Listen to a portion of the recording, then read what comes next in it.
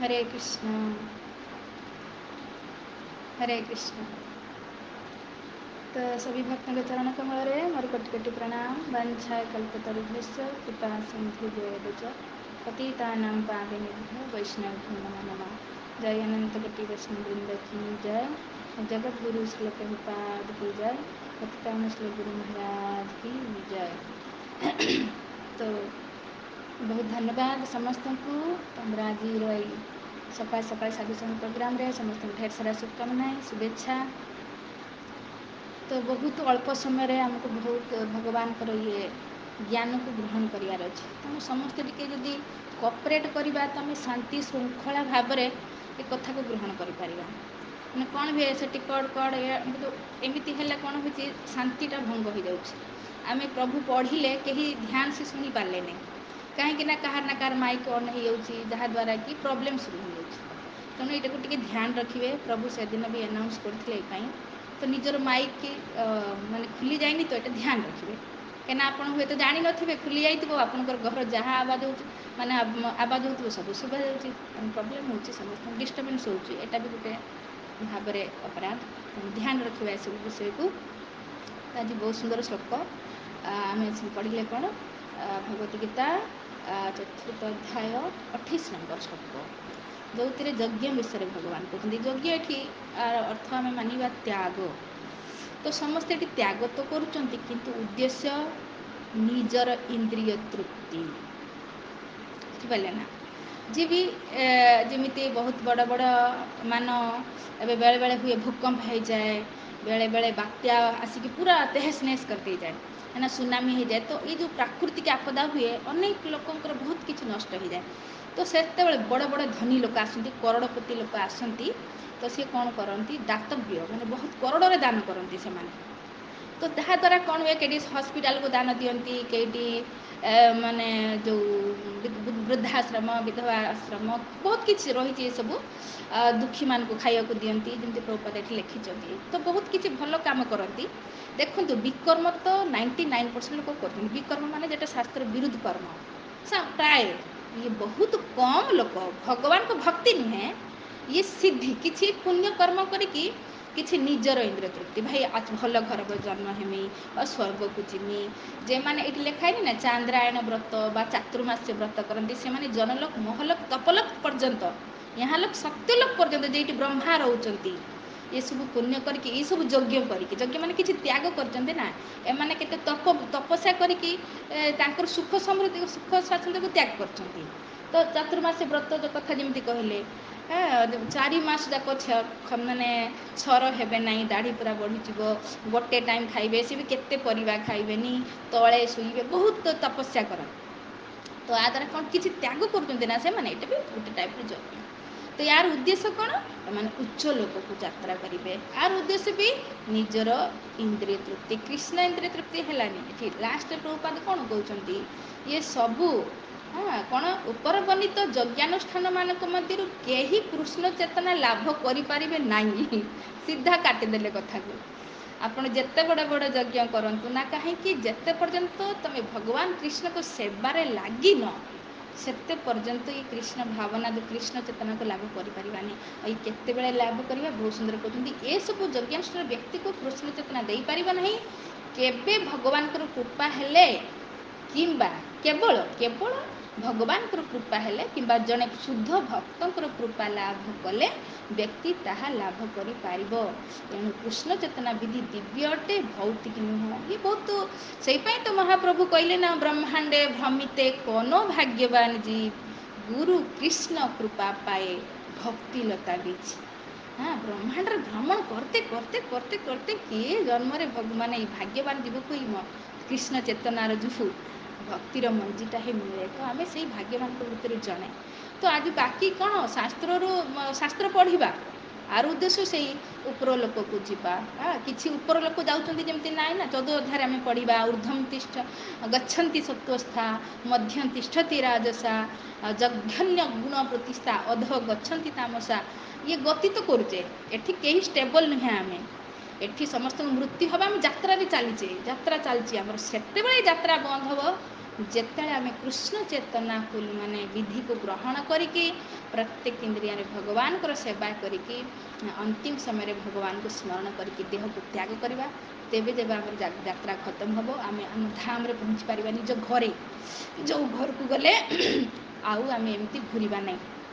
किंतु समस्ते प्राय यही सब उच्च लोक को जीवा भोग भोग करवा यही धारणा था समस्ते 99% लोक देखते बहुत क्वचित से तो भगवान गीतार सप्तम अध्याय कहली ना मनुष्याणाम सहस्रेषु कश्चित् जतति सिद्धाय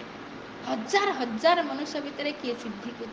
भगवत धाम को जीवाई चाहे समस्ते नहीं केतबेले चाहिए साधु संगे आसिले सीना जानिले सीना जे एमती हाँ जगत अच्छी जो जगत रे जन्म ना मृत्यु ना बुढ़ापा ना बीमारी ना और से आम केवल जापर कितु से जापर केवल कृष्ण कर्म कले कहीं कृष्ण लोक कृष्ण से रुहति कृष्णकर धाम आमे भी सेठिकार बासिंदा किंतु भूली जाइए तुम से कर्म करवा कृष्ण कर्म करवा कृष्ण धाम को जीवा आदि संसार कर्म करिए तो संसार फसवा तो सहीटा आम उपर निर्भर कर जेहेतु आम अज्ञान रे अच्छे देखूँ एवं भी देखा ये गुरुवार दिन गला सुदशा व्रत प्राय घर घर सब करेंगे कौन पाई कर पचारे अवश्य आम परंपरा मो माँ करते ता माँ करते ता माँ करते से भी कर किसी भी बुद्धिमान अच्छा हाँ आम लक्ष्मी आम उपर खुशी हे जहाद्वारा कि आम धन धान्य आम घर भर तो आम देखा ये बुद्धि शब्द कहया चाहे ए मौका मिले तो किए भी सुदशा व्रत वाला भी थे ये तो से मुझे आखि खोलिया चाहूँगी एक्चुअली यहाँ करा जाए कहीं धन आम प्राप्त करने चाहूँचे जदि से ही धन को कृष्ण सेवार लगे तो ठीक अच्छे किंतु नाइन ये तो आम जानी आम कौन करूँ धन दरकार धन आसो तो आम कौन करिया धन नथिले आम कौन 1000 टंका खासी खाई पारिया कि 1000 टंका चिंगुड़ी किलो है खाई पारिबानी तो तेणु धन दरकार इंद्रिय तृप्ति ताकि मु भोग करी तो हेटी लक्ष्मी रहिबे प्रभुपाद कहती त्रेता जुगर तो गोटे रावण थिला कहीं सी सीता लक्ष्मी स्वरूप ना तो सीता को हरण करता कौन निज भोग लगे तो किंतु कली जुगर घर घर रावण लक्ष्मी दरकार निज भोग लगेगा तो सेठी लक्ष्मी केबे भी रही आप 1000 सुदशा व्रत करूँ ना कहीं तो लक्ष्मी से रे जिते आप लक्ष्मी को भगवान को सेवार लगे स्वयं भगवान गीतार कहले जत्र जोगेश्वर कृष्ण जत्र पार्थ धनुर्धर तत्र श्री विजय तत्र सैटी श्री सैटी लक्ष्मी रे तुम कृष्ण को आण ना भाई कृष्ण को आनिया माने कृष्ण नाम को आनिया कलिजुगे कलिजुगे नाम रूपे कृष्ण अवतार कलिजुगे नाम रूप ही कृष्ण अवतार नहीं नाम को नब माने आप कृष्ण को घर को नेले आ कृष्ण गले माने लक्ष्मी कृष्ण छड़ा एकला कुआड़े रहते कृष्ण जाइटी लक्ष्मी से तो बस अलग ये सब करने आवश्यकता ही नहीं किंतु नाम करते को नहीं जमी साप सुंगी जाए डेईकी पड़े चिंता करंतु केते अज्ञान रे आमे अच्छे अरे भगवान को नाम ही सबसे बड़ा धन संसार गोटे सबुठ बड़ धन कहला से नाम भगवान का नाम कहले कृष्ण ही धन जमी सनातन गोस्वामी को चैतन्य महाप्रभु कहते जो कृष्ण रतन धन जतन बिलाइया माने कृष्ण रूपी रत्न धन को पाइबा जतन करवा दरकार नाम को करवा दरकार ये नाम ही स्वयं धन आम कहीं स्वयं कृष्ण यहाँ आम बुझीपार तो जिते आम नाम करवा सबसे बड़ा धन कहीं नाम आसला आपण घर को माने लक्ष्मी पछे पछे आसला आ लक्ष्मी जो आस किसी अभाव रुई रे नाम ही नाम जमी धन नाम सेमती ज्ञान जमी केते बड़ बड़ मूर्ख रु मूर्ख हो नाम करके से बहुत बड़ ज्ञानी होती आम उदाहरण नवा दस्यु रत्नाकर देखुना से मरा मरा जपुला हाँ राम भी ठीक से आसुनला किंतु जिते गुरु के आदर्श से नाम को कला तो आम देखले ना आगू जाकि त्रिकादर्शी हो गले राम अवतार नहीं ना पूर्वर रामचरित माने रामायण लिखिदे गले कौटू आसला ज्ञान एत बड़ मूर्ख थिला दस्यु थिला किसी जाने आहार नहीं इंद्र तृप्ति छड़ा किसी जान ना सी किंतु केवल नाम कला नाम भितर सब ज्ञान अच्छी नाम भितर धन अच्छी भाई विश्वास तो करो विश्वास तो कर नाम कर किंतु नाम करवानी कह सुदशा व्रत उठी सकाल सकाल गोटे दिन 10 दिन करदे लक्ष्मी आसीजे कहीं पूजा कहीं करते धन दरकार कहीं निजे इंद्र तृप्ति करवा तो ये लक्ष्मी रे आ सबुठ आम देखा जदि विचार करवा आम ओडिशा ही सबुठ गरीब जिते राज्य तुलन हाँ राज्य तुलन कहीं तो लक्ष्मी पूजा तो घर घर तो ये सब कोटिपति आम माने हो जाते आम कर्मर फल जीक आम सेविंग रखीचे धन से ही आमको मिलूँ कहीं लक्ष्मी आणिक दे जाऊनी କିନ୍ତୁ ଭ୍ରାନ୍ତ ଧାରଣା। କିନ୍ତୁ ଲକ୍ଷ୍ମୀ ଯେତେବେଳେ ଆପଣ ନାମ କରନ୍ତୁ ଦେଖିବେ ଧନର ଅଭାବ ରହିବନି, ଆପଣ ଅନୁଭବ କରିବେ ଏଇଟା। ଆଉ ଦୁଇରେ ଜ୍ଞାନ ବି, ଆପଣଙ୍କୁ ଆଧ୍ୟାତ୍ମିକ ଜ୍ଞାନ ଏମିତି ଆପଣଙ୍କର ଆଖି ଖୋଲିବ, ଚେତ ଦର୍ପଣ ମାର୍ଜନ ହେଇଯିବ, ଆପଣ ଅନୁଭବ କରିବେ। ତ କିନ୍ତୁ ଦୁର୍ଭାଗ୍ୟ ଆମେ ସେଇଟା ହିଁ କରିପାରୁନୁ। ତ ଯେନ କେନ ପ୍ରକାରଣ ଆପଣମାନେ ସାଧୁସଙ୍ଗ ଭିତରକୁ ଆସିଯାଇଛନ୍ତି, ଯାହାଦ୍ୱାରା ବି ଆସିଛନ୍ତି ନା କାହିଁକି, ତ ମୁଁ ସତ ସତ ନମନ କରିବି ଆପଣମାନଙ୍କୁ, ପ୍ଲିଜ୍ ଯୋଡ଼ିକି ରୁହନ୍ତୁ। ଆଉ ସେଥିରେ ଆପଣଙ୍କୁ ଏଇଠୁ ଏମିତି ଜ୍ଞାନ ମିଳିବ, ଆପଣ ବି ବୁଝିବା ହାଏ ହାଏ କେତେ ବଡ଼ ଦୁର୍ଲଭୀ ମନୁଷ୍ୟ ଜୀବନକୁ ଆମେ ନଷ୍ଟ କରିଦେଉଥିଲେ। ହାଇ ଏଇ ମନୁଷ୍ୟ ଜୀବନରେ ଆମେ ସାଧନା କରିକି ଭଗବତ ଧାମକୁ ପାଇପାରିବା। କାହିଁକିନା ସେଇ ଧାମର ଯେଉଁ ଏଡ୍ରେସ୍, ହଁ ଯେଉଁ ପତା ଯେ କୁହନ୍ତି, ଆମକୁ ତ ଜଣା ନାହିଁ ନା, ଏମିତି ମିଳିବ। ଆଉ ଥରେ ଲକ୍ଷ୍ୟ ବନେଇବେ, ନାଇଁ ମୋତେ ଏଠି ଆଉ ଘୁରିବାର ନାହିଁ। ଆପଣ ଯେ ଏଇ ଯଜ୍ଞ ବିଷୟରେ କହିଲେ, ଏଇ ଯଜ୍ଞ କେବଳ ସକାମ କର୍ମ, ଏସବୁ ଆପଣ ବ୍ରହ୍ମଲୋକ ପର୍ଯ୍ୟନ୍ତ ବି ଚାଲି ଯାଇପାରନ୍ତି ଏସବୁ କର୍ମ କରିକି, କିନ୍ତୁ କୃଷ୍ଣ ଚେତନା ଏଥର ମିଳିବ ନାହିଁ। ପ୍ରଭୁପାଦ ଡାଇରେକ୍ଟ ମନା କରିଦେଲେ। ହଁ, ତ କିନ୍ତୁ ଏଥର ଯାଇକି ଭଗବାନ କ'ଣ କହୁଛନ୍ତି, ଆ ବ୍ରହ୍ମ ଭୁବନ ଲୋକା ପୁନରାବର୍ତ୍ତିନ ଅର୍ଜୁନ, ବ୍ରହ୍ମଲୋକ ପର୍ଯ୍ୟନ୍ତ ଚାଲିଗଲେ ବି ତମେ ପୁଣି ଫେରି ଆସିବ। ତେଣୁ ଯେଉଁଠିକୁ ଯାଇକି ପୁଣି ଫେରିବା, ଏଇ ଯାତ୍ରା ଆମର ବନ୍ଦ ହେବନି, ପୁଣି ରିଟର୍ଣ୍ଣ କରିବା ବାର ବାର ପୁନରପି ଜନ୍ମମ୍ ପୁନରପି ମରଣମ୍ ପୁନରପି ଜନନୀ ଜଠରେ ଶୟନମ୍, ଏଇ କାମ କରିବା ପାଇଁ ଏଠି ଆସିବା। ତ ବୁଦ୍ଧିମାନ ସେଇ ଯେ ବାସ୍ ଏଇଠି ଆମ ଯାତ୍ରାକୁ ଖତମ କରିବା, ନିଜ ଧାମକୁ ଫେରିବା। ଭଗବାନ ଭଗବତ ଗୀତା ଏଇ ପାଇଁ କହୁଛନ୍ତି, ବାର ବାର କହୁଛନ୍ତି। କିନ୍ତୁ ମୁଁ ଏତେ କଥା କହିବି, କିନ୍ତୁ ଫିର ବି ଲୋକ ଏ ଯଜ୍ଞ ସୁଦଶା ବ୍ରତ କରିଦେବେ କିନ୍ତୁ ନାମ କରିବେନି। ତ ମାନେ ଆର ଉଦ୍ଦେଶ୍ୟ ହେଲା ସେଇଟା, ଏତେ ବଡ଼ ବଡ଼ ଯଜ୍ଞ କରିବେ, ଏତେ ଦାନ କରିବେ, କିନ୍ତୁ ଭକ୍ତି ନାମ କର ନା ହେବନି। ତ ସେଇପାଇଁ ସିଏ ତ ହତଭାଗା। ସେ ନେଇ ପ୍ରଭୁପାଦ ଏଠି କେତେ କ୍ଲିୟର କହିଲେ, ତାକୁ କୃଷ୍ଣ ଚେତନା କେବେ ମିଳିବନି, କିନ୍ତୁ ଗୁରୁ ଆଉ ବୈଷ୍ଣବଙ୍କ କୃପାରୁ ମିଳିଯାଏ। ତ ଇଏ ଆମେ କାହା ନା କାହା ମାଧ୍ୟମରେ କୃପାରୁ ସାଧୁ ସଂଘକୁ ଆସେ,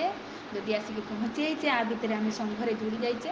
ତ ବାସ୍ ନାମ କରନ୍ତୁ। ଆପଣ କେଇଟି ଅଛନ୍ତି, କ'ଣ କରୁଛନ୍ତି ମୁଁ ତ ଜାଣିନି, ପ୍ରଭୁ ସମସ୍ତଙ୍କ ନାଁ ବେଳେବେଳେ ଡାକନ୍ତି, ଆପଣ ସାମ୍ନାକୁ ଆସୁନାହାନ୍ତି। ଆରେ ଆସିବା କଥା, ଆପଣଙ୍କ ନାମ କହିବା କଥା, ଆମେ ଆପଣଙ୍କୁ ଦେଖିବୁ, ସାଧୁଙ୍କର କୃପା ମିଳିଯାଏ। ସାଧୁ ଆପଣଙ୍କୁ ଖୋଜୁଛନ୍ତି, ମାନେ ଆପଣ ଯଦି ନାମ ଡାକିକି ଆପଣ ସାମ୍ନାରେ ଟିକେ ଖୋଲିକି ଦେଖିବେ, ଅସୁବିଧା କ'ଣ?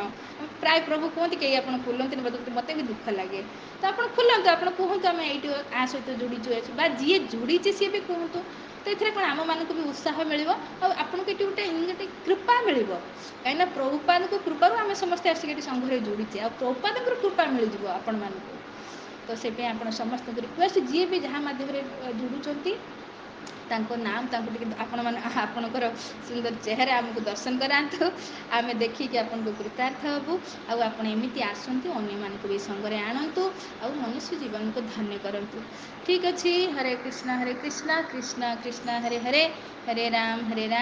ରାମ ରାମ ହରେ ହରେ। ସମୟ ହେଇଯାଇଛି, ସେଇପାଇଁ ଏଠି ରଖିବା। ଆଉ ଯଦି କିଛି ପ୍ରଶ୍ନ ଉତ୍ତର ଥାଏ ତ ନେବା। ହରେ କୃଷ୍ଣ।